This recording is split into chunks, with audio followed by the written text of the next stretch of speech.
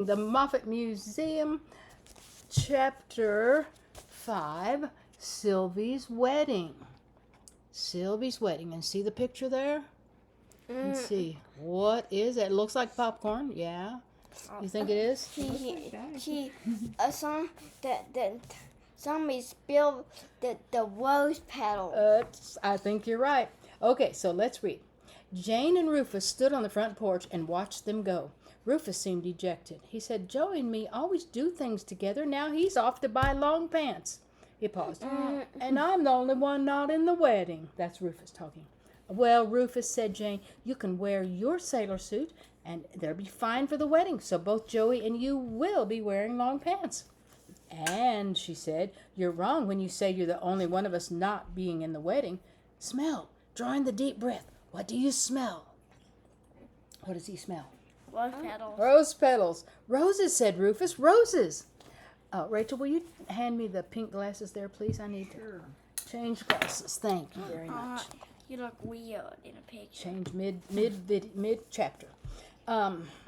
Right, said Jane. Roses. Come on in.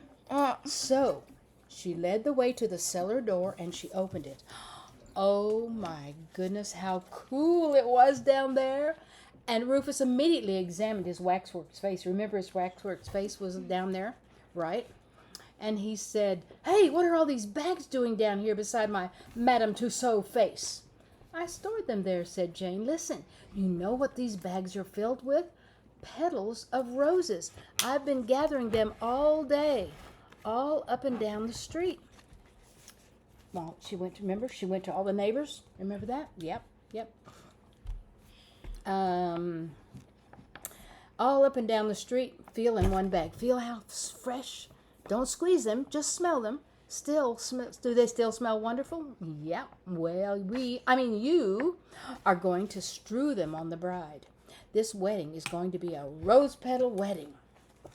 Me? Rufus laughed. Me? I'm in Sylvie's wedding too? Yes, but don't tell anybody. It's a surprise. You up in the balcony, strewing petals on Sylvie, the bride. Oh, I hope lots of them will land in the aisle and make a carpet of rose petals for her and for everybody. Strewing petals. I'm a good shot at miggles, but petals I've never been in my field. They'll blow themselves here or there. Even a breeze might blow them out the front door. Oh, no, it doesn't matter where they fall. Look at all the bags we have. Some are bound to fall on the bride. Aim for her and aim for the aisle where she will walk. I'll be walking right behind her. Then will come Joey with Mama on his arm. Strew lots on Mama if you can. Well, now, isn't this a good idea, having a rose petal wedding for Sylvie?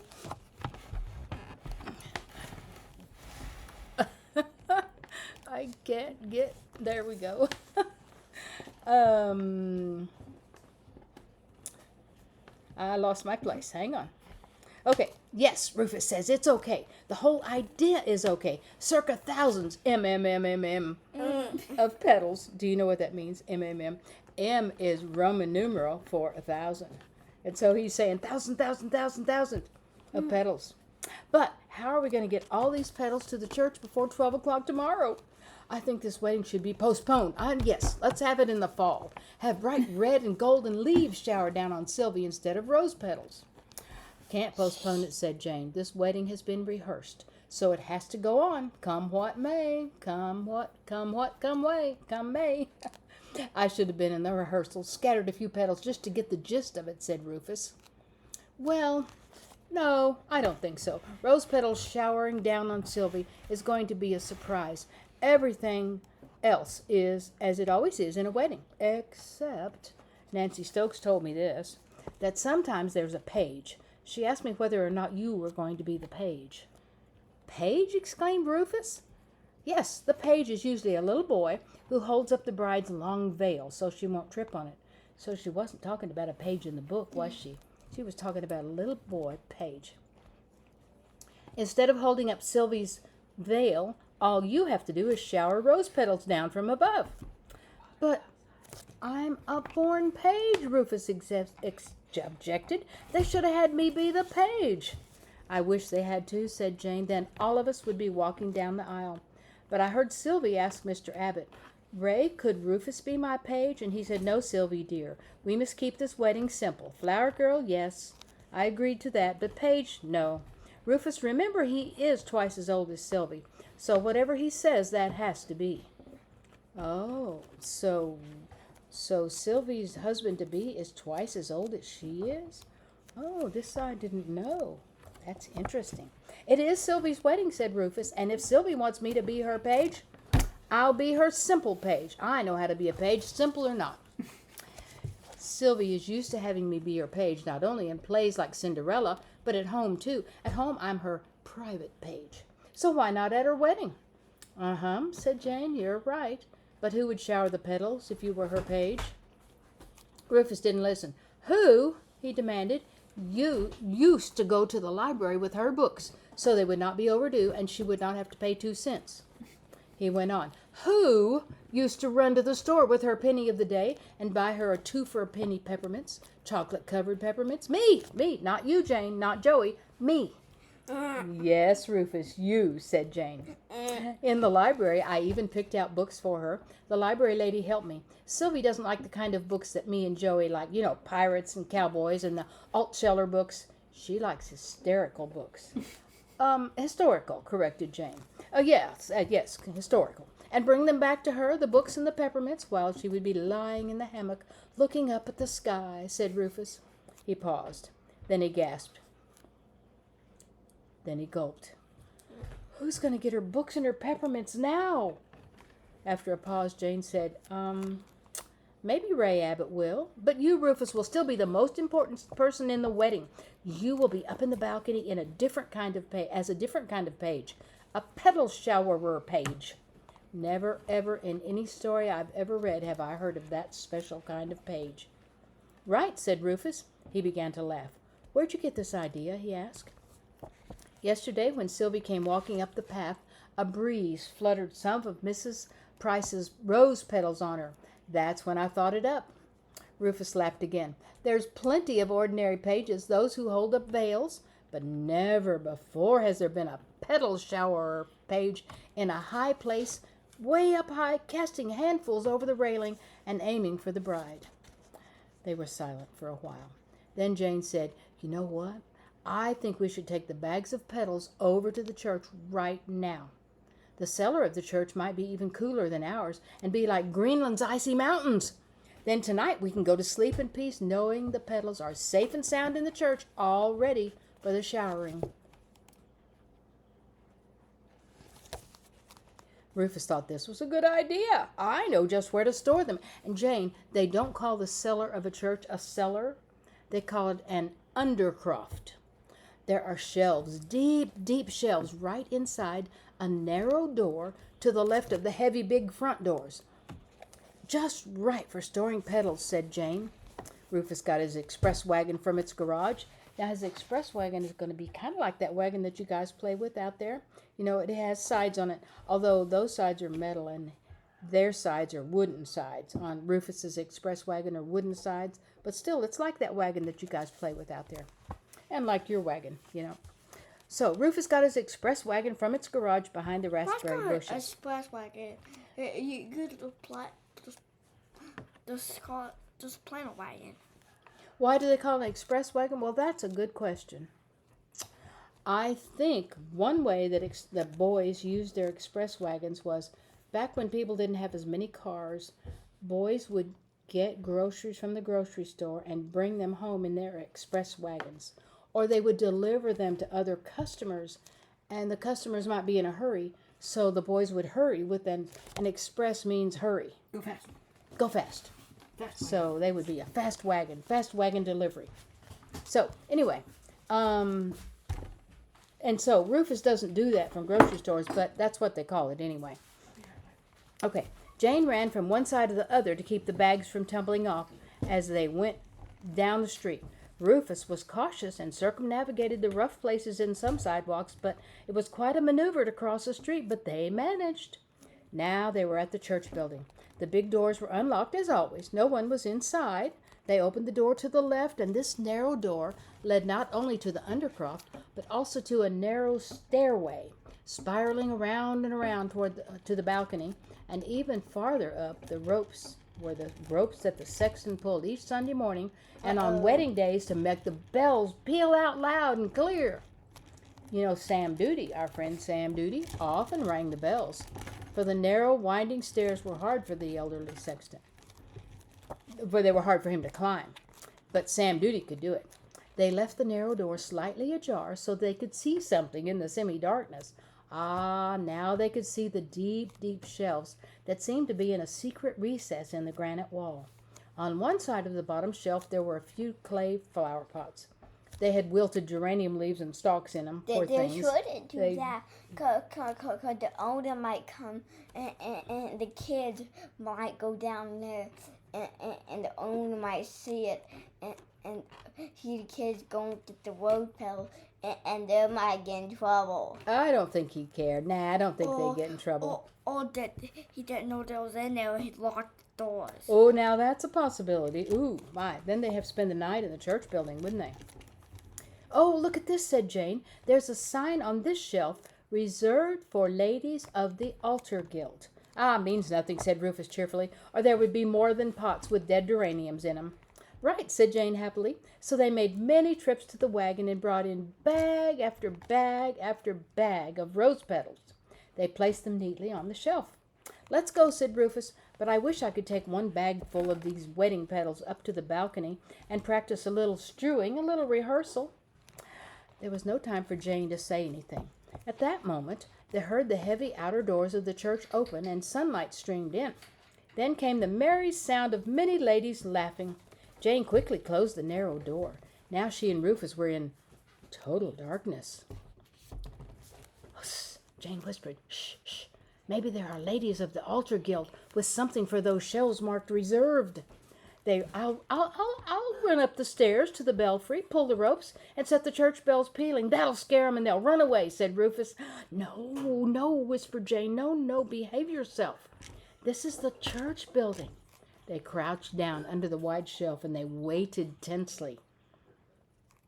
Ah, thank goodness. The ladies went into the church and they didn't even come near the little door. Jane opened it just a crack. The ladies had begun to practice hymns. Even the organist had come. This must be a rehearsal for the Sunday service, or maybe they were rehearsing for Sylvie's wedding. Anyway, Petals, Jane, and Rufus were safe, at least for the time being. But what if another group of merry, laughing ladies arrived, the real ladies for whom that wide shelf was reserved? Jane said, Well, Rufus, I think we have to change our plan. We have to put the bags of petals up under your pew in the balcony right now while they're all singing their heads off down there. You hear, Miss Beale? They're singing their heads off. Here, Miss Beale, we'll take the petals up the balcony quietly, and tuck them away under the front pew. It's almost as cool inside the church as down here anyway. Besides, we have too much to do tomorrow morning, getting into our church clothes, you know, and to be able to transport these circa petals to where they have to be for my showering, observed Rufus. Jane stayed below, on guard. She put bag after bag into Rufus's arms. Lost my place. Here we go. And he spread up the spiraling stairs to the balcony. We still don't have the older one. Okay.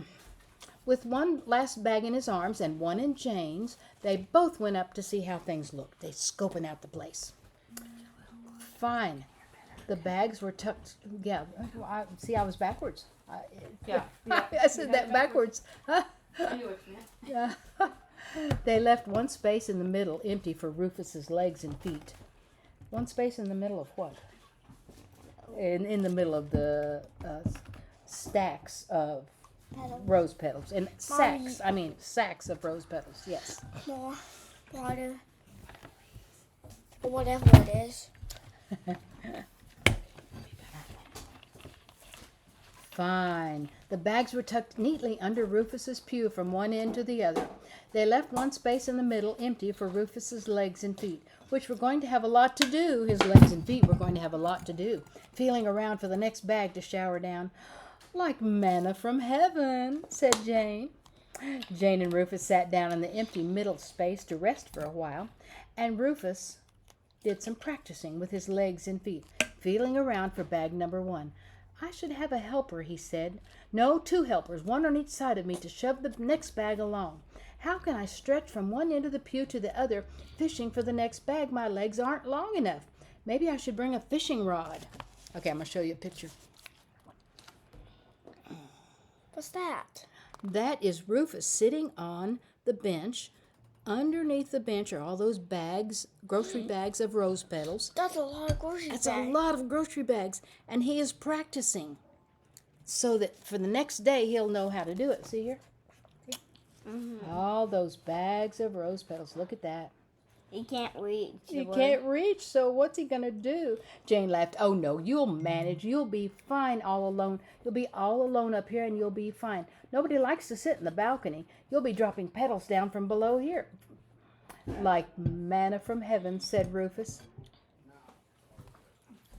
But I thought manna was to eat. Eat. Funny. In some countries, they probably do eat rose petals. Who knows, said Jane, but shh, shh, shh, shh. Different laughing ladies. Miss Beale was still practicing her solos, and other members of the... Yeah. Well, I don't want to go with Sadie when he goes outside. He chats for hours and hours and hours. He's a good talker, isn't he? That's great. He Yeah. chats till dark. Yeah. I know. Miss Beale was still practicing her solos, and other members of the choir were chiming in when they had a chance. The new laughing ladies must be the ladies of the Altar Guild, for they opened the little door to the undercroft. Jane and Rufus crouched under the pew. Wow, Rufus whispered. Wow, Rufus whispered. Rescued the petals in the nick of time. They listened. They heard a lady say, "Oh, Harriet, don't worry. They'll stay fresh here. They always have." Then they heard the little door being firmly closed, and the ladies of the Altar Guild went out of the church. The organist and the ladies of the croft left now, too. So out of curiosity, Jane and Rufus went downstairs and they looked. Moments before, there had been thousands of petals on those shelves marked reserved. Now, guess what? There were many vases filled with beautiful flowers, mostly roses, this being the season for roses all over Cranberry. I'll tell you you'll come to it in just a minute. We'll understand the picture. Flowers for the altar, said Jane. How pretty. Well, said Rufus, we're lucky. We got our petals out just in time. Now all is in the place for the showering tomorrow, if there's no more interfering. They got their wagon and went home. So they didn't get locked in the church building, did they? What a sight. Wedding dress finished and kept in order on Madame the Bust. What an artifact, exclaimed Rufus. Sylvie's veil was pinned up in turban-like fashion, so no one could trip on it, and the whole creation come tumbling down. That would be not very good, would it? Which way do I go to get Willie in? There we go. There we go. But more interesting than the finished wedding dress was the sight of Joey. Joey was, here you are, this is what this picture is. Joey was standing on a strong oak chair, and he had on a pair of long, dark brown trousers. See? Well, who's that lady? That lady is Mama, because Mama is a seamstress. She sews. She sewed Sylvie's wedding dress, and she's sewing Joey's pants. Actually, I think she's shortening them. I think they bought them, but they're too long. So she's using her measuring. This is her measuring tape, and she's measuring how short she needs to make them, or how long, as the case may be. But more interesting, and I said he had on a pair of long, dark brown trousers. His face was as motionless as that of a boy in a painting. He was staring at nothing except what he imagined he looked like in these long pants. Mama was pinning up the hems of the legs, for they were too long. When the hems were pinned up, Joey jumped down. He had on his good Sunday white shirt. He put on the vest to the suit and then the coat, After pinning those, a pinch here and a pinch there, behold Joey Moffat, a grown-up young man in a man's suit and prepared to giveth his sister away tomorrow in holy matrimony. Rufus and Jane stood in the doorway, stunned at the transformation. Mama took the mirror off the wall and balanced it against a chair. Now Joey could behold himself. Throughout all the fitting there had been silence. Now a slow smile began to spread over Joey's face. He stood back and put his hands in his pocket. Mama put a fine linen handkerchief in his breast pocket of his jacket. It had been Papa's linen handkerchief. She put Joey's dollar watch in the little watch pocket. She said, "It's too bad we had to sell your father's gold watch after he died, but we did." So she tilted the mirror this way and that, and Joey stood near it, a little way from it, far from it, and walked toward it to study himself from many different angles. "Wow," he said. I bet Rose was almost asleep. "I bet he is." He said, "Is that me?" Joey could hardly believe it was himself. "Joey, Joey," cried Jane. "Joey, you look great." "Yeah, great," said Rufus. But he was glad when Joey got into his regular clothes, out of the wedding uniforms, as he called Joey's fine suit. Then Joey went out back, climbed on his blue bike, and went for a little ride. Jane and Rufus stood and watched him disappear. He's thinking. That's not safe. No, In the dark. No, it's not dark yet. It's still at late afternoon, so it's light. It's not dark. He's thinking, Jane explained to Rufus. He's rehearsing in his mind, rehearsing the look of himself in his long pants suit, walking up the aisle. "Yeah, practicing being the giver-away person," said Rufus. He and Jane went outdoors, edged Catherine aside. What does that mean? Who's Catherine? Yeah, did it push her off a little bit? That gently pushed her off so she wouldn't come in the house, because she will ruin Sylvie's wedding dress if she comes in the house. So, a few petals fluttered over the fence from the neighbor's rose bush and into Jane's lap. She thought of all those rose petals under Rufus's pew. "They are really safe now, aren't they?" she asked Rufus.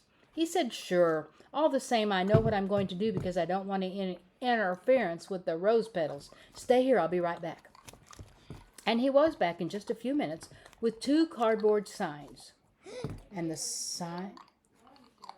signs read, "This pew reserved for Rufus Moffat." He had 2 thumbtacks. What was he going to do? What's a thumbtack? A sign. It's a thing you stick in a sign to hold it on a piece of wood or on a board or something. "Yeah, that's great," said Jane. So then, tired though they were, they went back to the church building. There didn't seem to be anyone around now, and they thumbtacked Rufus's signs, one on each side of his pew. "Now that does it," said Rufus, and back home they went. Joey rode up behind them. "Want a lift?" he asked. Did they? They were so tired. So Jane sat on the crossbar, Rufus on the handlebars, and they were home in no time. Mama was now busy packing the little brown satchel that Sylvie was going to take away, containing her going-away things. Mama carefully folded the pretty periwinkle blue suit that she'd made for Sylvie. She placed it on the top. Tomorrow, after the wedding, Sylvie would shed her bridal dress and put on this pretty blue suit in the little room in the parish house that was next to the kitchen. Then she would be transformed from bride to the going-away wife of the Reverend Mr. Abbott. Mama closed the clasp of the satchel, patted it, and then went into the kitchen to prepare dinner. "Something easy," she said. She looked tired. "Baked beans and franks, maybe," and that was it. They had just finished supper when, like an unexpected but welcome breeze, in rushed Sylvie with Ray Abbott following more sedately. He said, "Good evening, Mother." Jane and Rufus looked around to see who Mother was. Oh, it was Mama, of course. What a new and startling thought. Next thing, he'll be calling me sister, thought Jane. But then they had to laugh at Sylvie. She was doing a waltz with an egg beater for a partner. "Mama," she panted, "look at this, look." She 1, 2, 3'd around the kitchen and into the little green parlor. "Guess what? Dottie Bridges' party was a surprise party for me, a shower. See what my friends gave me?" That is. That's right. That. We'll see. We'll read just in a minute. We'll find out. Jane cleared the table and Sylvie emptied her presents onto it. 3 egg beaters, a can opener, a strainer, and several other useful things. All exactly what we'll need. Isn't that right, Ray? She gave another whirl or two around the room with egg beater number 1. Jane looked at Ray. He was loosening his clerical collar. He took the gold stud out of it, which he put into his pocket. Was he going to dance? Hurrah! Ray took egg beater number 2, and he and Sylvie danced around the parlor with their egg beaters. Everybody laughed. It was fun. Mama clapped her hands and sang a New York song, East Side, West Side, and picked up the egg beater number 3 for a partner. It is the waltz of the egg beaters, said Joey, gently tapping his foot and playing his harmonica. But then they left, Sylvie and Ray, for another party. Maybe another egg beater party, thought Jane, and she went upstairs to bed. At first, she couldn't go to sleep. Now it's evening, so they're going to bed. The 1, 2, 3 of the waltz of the egg beaters kept running through her head. Could be a fairy tale, she thought dreamily. Then she drifted off to sleep, and she did not awaken even when Sylvie slipped quietly into bed beside her. Then it was morning. Jane went downstairs. It was a perfect day, this last day of June, Sylvie's wedding day. Sylvie was standing on the sturdy trying-on chair in the dining room. Mama was carefully pulling the wedding gown over her curls, which were softly tied together, neither up nor down. Then Mama arranged the veil over those loosely tied curls with a ring of pink roses, real roses, around her head. She tied the white satin sash. Sylvie put on her white satin slippers. They had little bows, and they looked like dancing slippers. So here we go. Here she is. That's Sylvie trying on her wedding dress, making sure it fits, and she's all ready for the wedding in a couple of hours. Done. Take it off. Mama, the other one tied right? The slippers were the only thing not new that Sylvie had on. They were the slippers that she had worn when she was Cinderella, and she'd gone in a pumpkin coach to the ball. Then Joey helped her step down, and there stood the bride. The family gazed at Sylvie. They were speechless. Well, she asked breathlessly, do I look okay? Oh, pretty, they all exclaimed. Beautiful, said Mama, her voice shaking a little. Sylvie looked at herself in the mirror. Oh, she exclaimed, is that me? She kissed Mama. She said, oh, Mama, I am so happy. At 10:30 on the dot, as had been arranged, Sam Duty, their good friend Sam Duty drew up in his Model T Ford.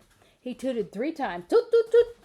Sylvie practically flew to the car like a white butterfly. Rufus had his one chance to be her page and practically flew after her, holding up her filmy veil. Then off to the church drove Sam Duty with the bride. Sam was going to come back for the rest of the family at 11:15. There was no time to be scared now. Or if you were scared, you were too scared to know it. It was do this, do that, every minute, every minute. Rufus switched from his khaki shorts into his spotless white sailor suit, his sailor suit. He was all ready for scattering, showering, strewing thousands of petals. He stood on the railing of the porch and pretended to strew, practicing, Then he sat down in the wicker rocker and he waited for Sam Duty to come up the street, honking his horn. Next, Joey came out on the porch, dressed in his long pantsuit, with a spotless handkerchief in his breast pocket. He brought out a straight dining room chair and sat stiffly in it. He examined his watch every few minutes. He looked glum.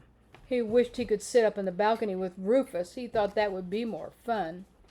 He didn't even know about the pedal plan. Upstairs, Jane, with trembling fingers, took the rag curlers out of her long brown hair and brushed it a little, careful not to brush away the curls. Then she put on her pink flower girl dress, her socks edged in pink, her white canvas slippers, and lastly, her hat. She tucked the little bag with its Nellie B. Buckle red rose. That's a special kind of red rose, Nellie B. Buckle. Red rose petals inside the crown of her hat over her left ear. The hat stayed in place nicely because of the elastic under her chin and the bag of petals. Too bad Nancy Stokes couldn't see her now and study her head egg-shaped no longer. Flat now for the wedding. Then she went downstairs and joined the boys on the front porch. Joey got a chair for her from the dining room and waited for the honking of Sam Duty's horn. Would Mama be ready? She should be here. Finally Mama came out. The children gasped. Was this their Mama? Oh, Mama, said Jane, how pretty you look. Mama had on a white eyelet embroidered dress that she had worn long ago to a ball in Madison Square Garden when she lived in New York. Because only the bride should wear white, Mama had sewn pale blue voile under the skirt and blouse, so the effect was of a pale, pale blue, like an early spring sky. Mama had on a white eyelet embroidered dress that she'd worn long ago to a ball in Madison Square Garden when she lived in New York.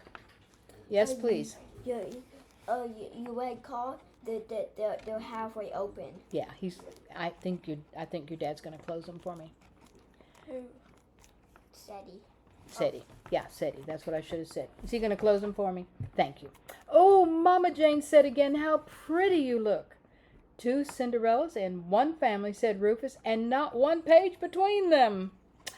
Now they heard it. Sam Duty's horn, toot, toot, toot, honking all the way from Camel Avenue to 12 Ashbellows Place. Pigeons and little sparrows flew away. It scared them, didn't it? And they settled on the roof of the library because of all that horn noise. Sam's face was red and hot. Perspiration rolled from his brow, half blinding him. He mopped his forehead. Wow, he said, get in, we have to hurry. Wow. What do you see? Well, where's Sam Duty? Oh, he's not there, but there's Mama, and there's Rufus in his there. And there's Rufus in his sailor suit. See Rufus? And there. that's right. And who else? Who's on the other side? That's Jane, isn't it? With her hat on her not egg-shaped head. Why? Wow. Why did you say wow? Asked Rufus. He was sitting in the back seat with Jane and Joey. Joey was carrying the empty box his suit had come in. This was to put Sylvie's wedding dress in to carry home. Mama was sitting proudly in front beside Sam. The little brown satchel with Sylvie's going away things was on the seat between them. Wow. Why, wow, Rufus repeated. You'll see, said Sam, if I can get through all those. No one could hear what all those were. Sam was laughing. He was laughing so hard. Moreover, his car, never a quiet one, was apt to give a splutter exactly when an important word was said. However, as they neared the green, they needed no word from Sam to tell them what wow was. People were streaming across the green from all directions. Big people and little people, old and young, even the oldest inhabitant with his cane in one hand and his left arm in Miss Nellie's right. All were dressed in their Sunday clothes. Wow, said Jane. She felt her hat, still in place with a little bag of buckle pedals to keep it steady. Where are all those people going? Rufus demanded. Is there a parade somewhere? There's a parade, all right, said Sam. It looks as though the whole town is coming to the wedding, Rufus, to Sylvie's wedding. Most people were coming on foot. Even Judge Bell and his family, although they owned a big black car, they were coming on foot. Many people, so it looked like a parade in the street, didn't it? Many people were walking in the street. Sam had to crawl. He had to go very slowly. He honked his horn almost constantly, and people parted slowly to let him through. Because, see, he's driving down the street, and all these people are walking, filling up the street walking, and he doesn't want to run over any of them, so they need to move. But so much for a simple wedding. So much for a simple wedding. Most people were coming on foot, as I said. Oh, they said, the wedding party. Where's the bride? Oh, already at the church, probably, they said. Finally, Sam reached the church and parked it in front of it to let the family of the bride step down. Mama gathered her skirt carefully in her left hand and walked to the church building where she was greeted by Mr. Gandy, the preacher. Then she, Jane, and Joey went through the garden to the parish house for Mama to cast her expert eyes on Sylvie and determine that everything was in place. In the little room near the kitchen, there stood the nervous but happy bride surrounded by some of her friends. We have several more pages to go. Are you needing to leave? The Okay. washing machine is Oh, on. it's going. Okay. In the little room near the kitchen, But if you're tired, Mama and Jane and Joey joined her there to wait for 12 on the dot. Why did they have to wait for 12 on the dot? I don't know. I think it's because the wedding is supposed to start at 12 on the dot, at noon, at 12. Then they were all, 12 on the dot was when they would all go over to the church building. Rufus watched his family go. He stood there feeling all alone, though dozens of people surrounded him. "Criminitiny," he said, "what am I going to do here? I better get up to my pew. People are going up the balcony." Jane was wrong when she said I'd be the only one up there. Watch out. Attaboy. "I think there are still seats upstairs in the balcony," Rufus heard people say. So many people were coming, Wyatt, that they were worried they were going to fill up the balcony. And so what's Rufus going to do? Because he needs a whole pew, doesn't he? All those rose petals under it. Anyway, Rufus recognized the voice of Uncle Benny Pie, who was with his niece and nephew, Rachel and Jerry Pie. You remember them? You remember Uncle Benny? Yes. Rufus squeezed in and said to Uncle Benny, "Would you like to sit with me in the very front pew? That pew is reserved for me." Uncle Benny was delighted, so he and Rufus pushed their way through the crowd. They were little, and they could squeeze past the ladies in their fancy clothes, making their way up the narrow stairway. "Look," said someone, "the front pew is empty." "Oh, shucks," said another, "it's marked reserved for Rufus Moffat." And there he is. There's Rufus. Rufus and Uncle Benny had finally made it to his pew and were sitting in the middle of it. Rufus whispered to Uncle Benny, "Feel under the pew with your feet." Uncle Benny felt. "What are they?" he whispered. "Bags of rose petals. There are bags reaching from one end to the other under this pew. I am the showerer of rose petals. You will be my assistant. We shower them on Sylvie, the bride, you know. Jane is the flower girl. She thought this whole scheme up about the rose petals. You'll see Joey. You may not recognize him. He'll have long pants on. For the first time, we'll scatter all those petals down, all of them. And when they turn around and walk out of the church building, what you have to do is keep the bags moving toward me. Think you can do it? Keep the bags moving?" "Oh, sure," said Uncle Benny. "But how about the bags on the other side of you when all this side is showered? You crawl under my legs and sit on that side. Do the same thing. Shove bag after bag to me. Maybe you can help shower them. Don't squeeze the petals. They're supposed to flutter. They're supposed to be soft, not get hard as peas, right? If you squeeze them, they'll get hard as peas. Isn't that funny?" Oh, Uncle Benny was delighted. I hope mine land on Mama." "Are you a good shot?" asked Rufus. "I'm good at mickles. I don't know about petals yet," answered Uncle Benny. Well, anyway,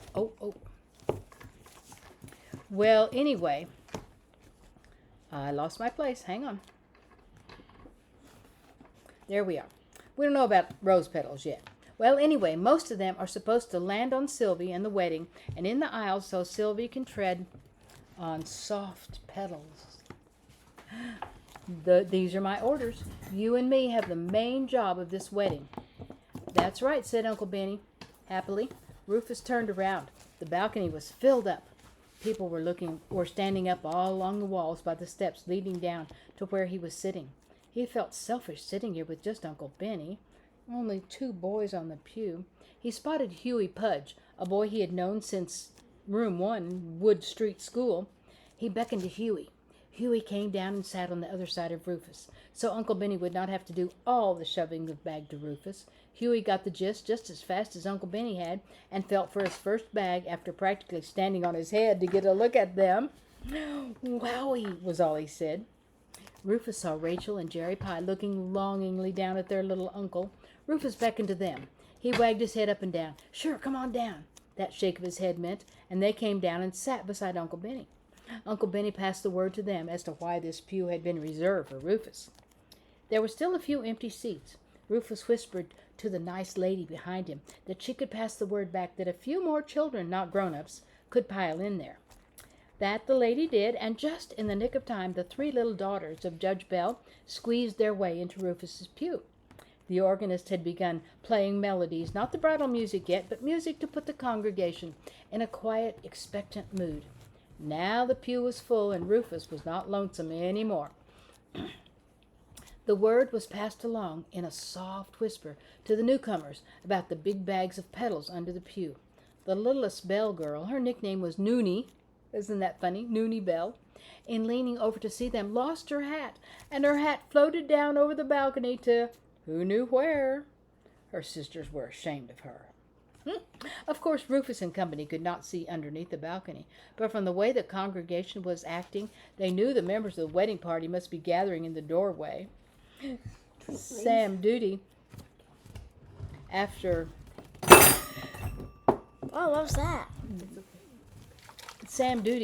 taking a swift glance inside the balcony, went up to the rest of the spiraling stairway to the belfry tower, and he pulled the ropes that made the wedding bells peal out.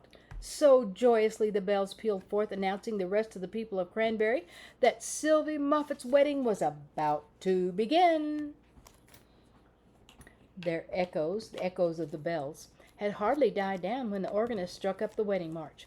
Everybody stood up and turned to watch Sylvie's entrance.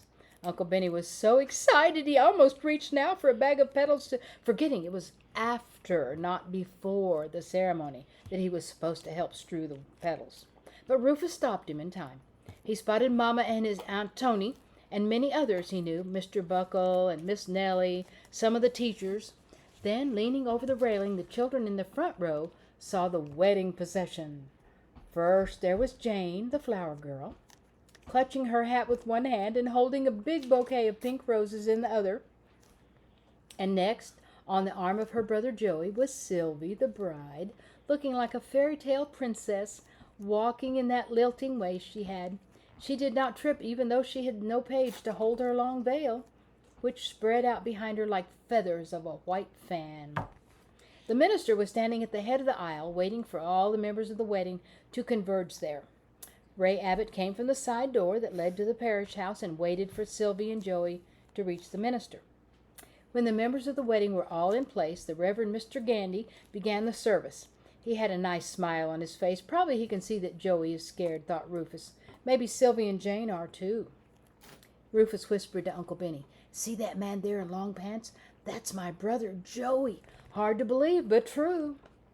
Rufus barely heard the words of the ceremony past the do you takes and the I do's, but he heard Joey answer I do in a clear, strong voice that even people in the back of the balcony could hear when he was asked the giveth away question. Who giveth this woman? It was time for Ray to put the ring on Sylvie's hand. He fumbled for it in his vest pocket, where he rarely put anything. He placed it on her finger and said, "With this ring I thee wed." Ray Abbott kissed the bride, and Jane, who had been holding Sylvie's bouquet during the ceremony, gave it back to her. Then those in the wedding party turned around, and the triumphant march began back up the aisle. Now was the time for the showering of the petals.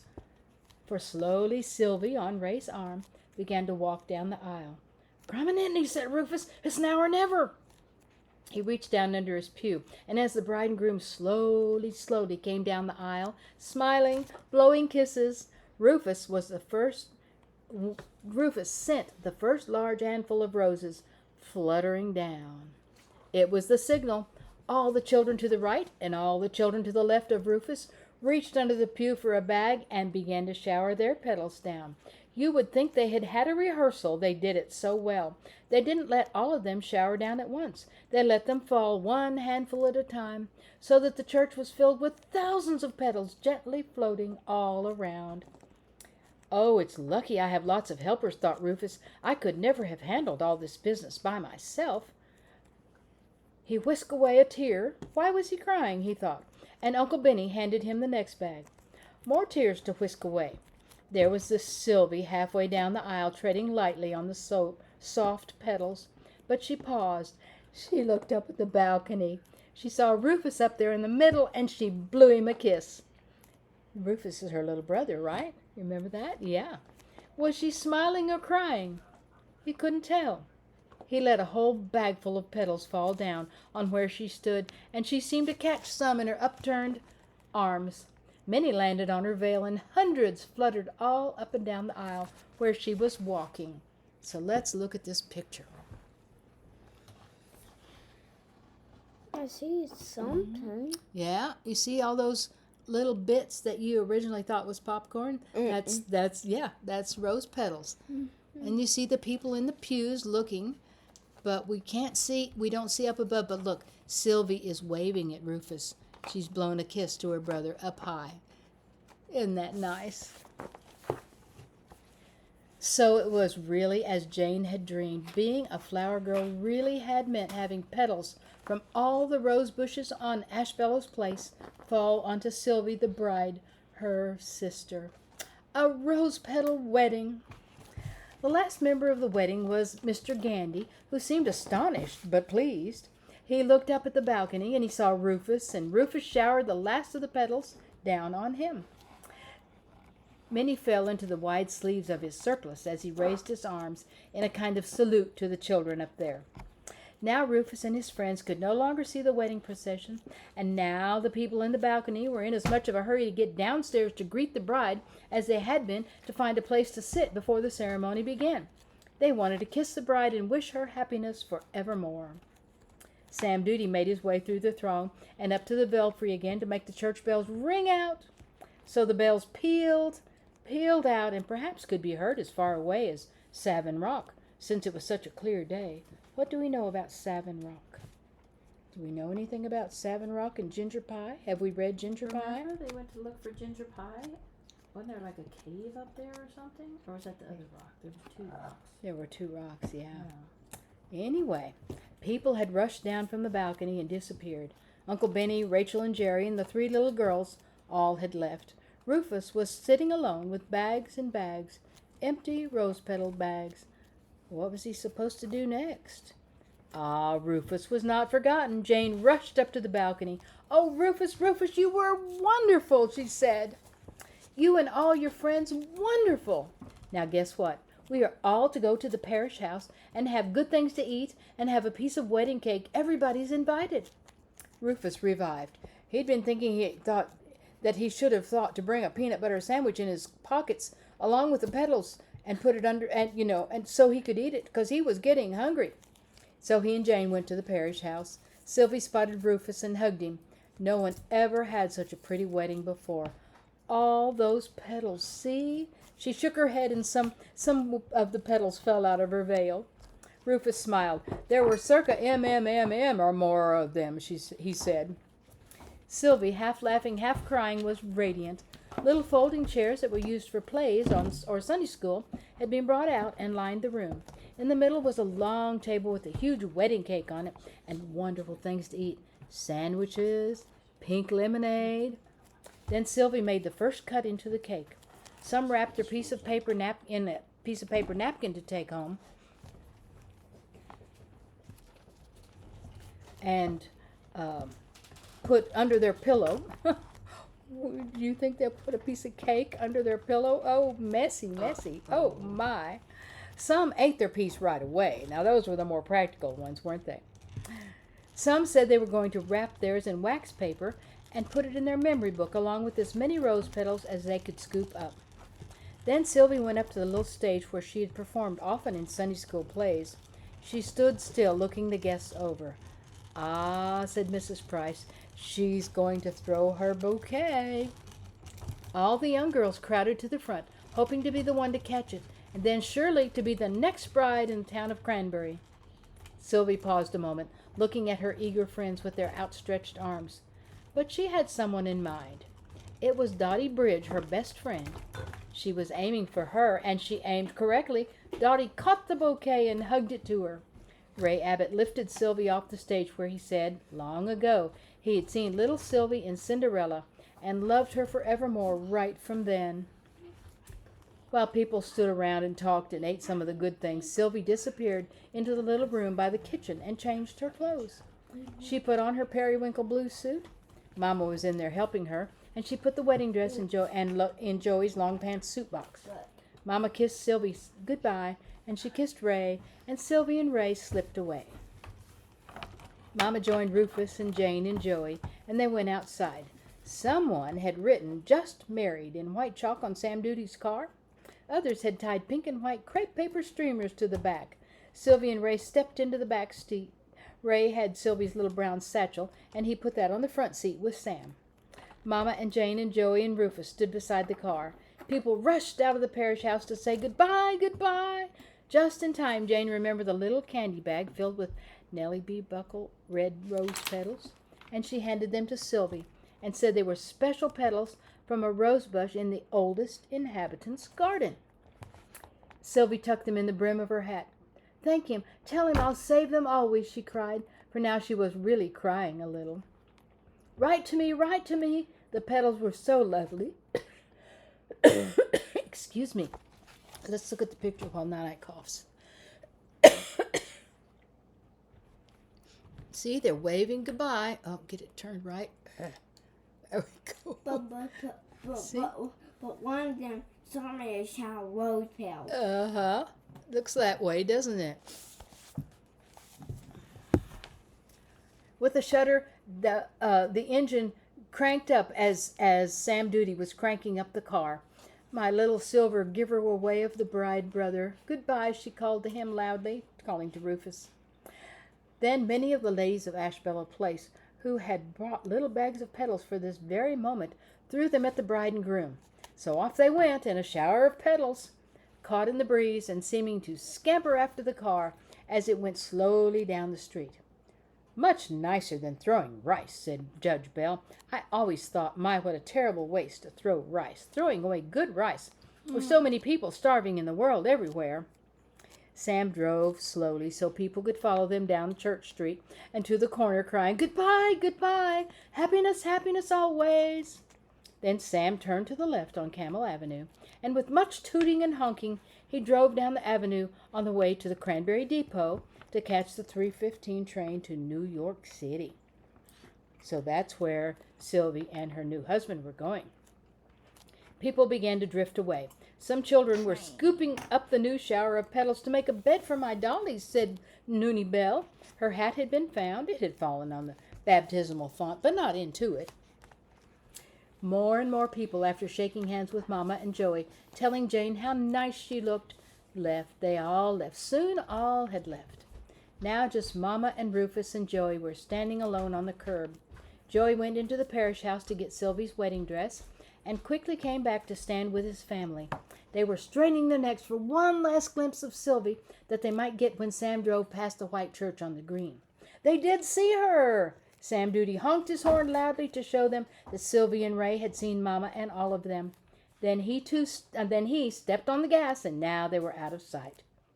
The Moffats stayed for a few minutes longer, slowly letting their waving arms drop to their sides. Then quietly they walked across the green and went home. They were trying to get used to the idea that Sylvie had really left home.